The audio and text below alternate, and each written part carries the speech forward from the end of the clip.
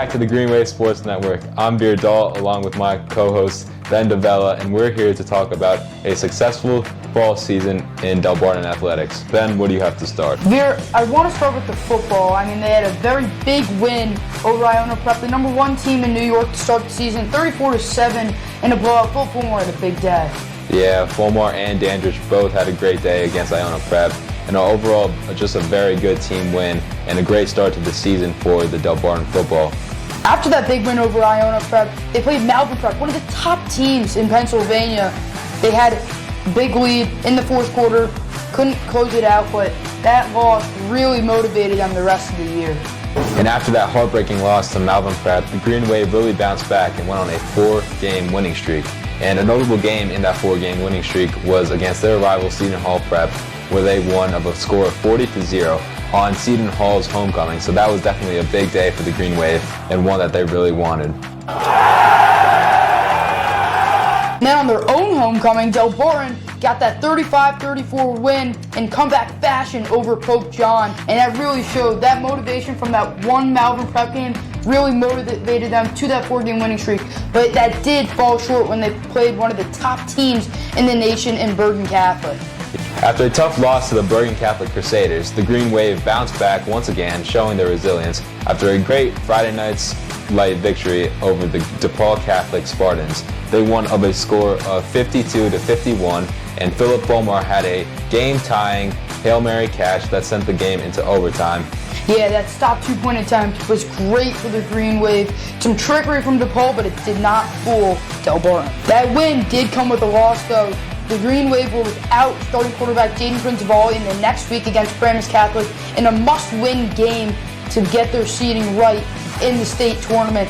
Delbarton got a huge winner on an 80-yard touchdown by Grant Van Rapp, the freshman, to win the game against Paramus Catholic again in comeback fashion.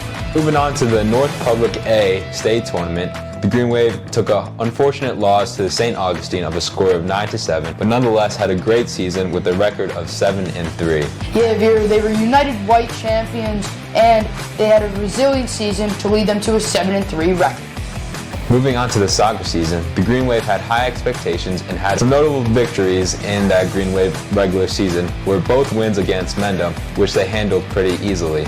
Following those wins, Delbarton Soccer Invitational hosted some of the top teams in the nation, including St. Ignatius, who traveled all the way from Ohio, but they did take a loss as Delbarton won that game and then tied the same weekend against Chaminade. Yeah, those two games were really important for the Green Wave moving into their postseason Morris County and state championship hopes. In the Morris County tournament, the Green Wave defeated Morris Knolls, Morris Hills, and Morristown High School, and followed that in the championship against Madison with a big win.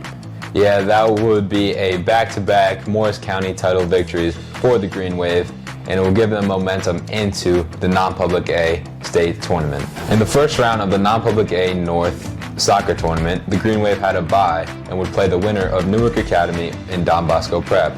Don Bosco Prep won that game, and the Green Wave were able to handle them with ease. Moving on to the next round, they played St. Peter's Prep in a tough but hard-fought victory and won of a score of 1-0. Yeah, that game was only the second game played between those two teams ever.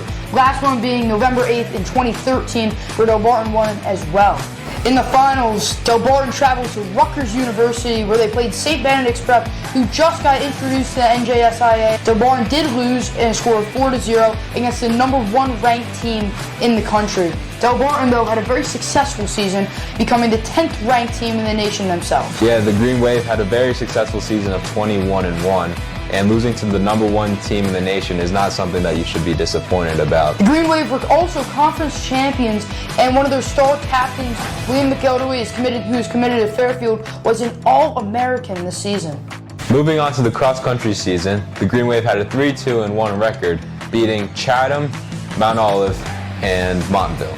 Yeah, Sean Dewey, one of their star runners, finished 77th overall in the Meet of Champions. Yeah, Ben, a very successful season for the Green Wave across all sports, and they're looking forward into next year, how they can rebuild and how they can get better.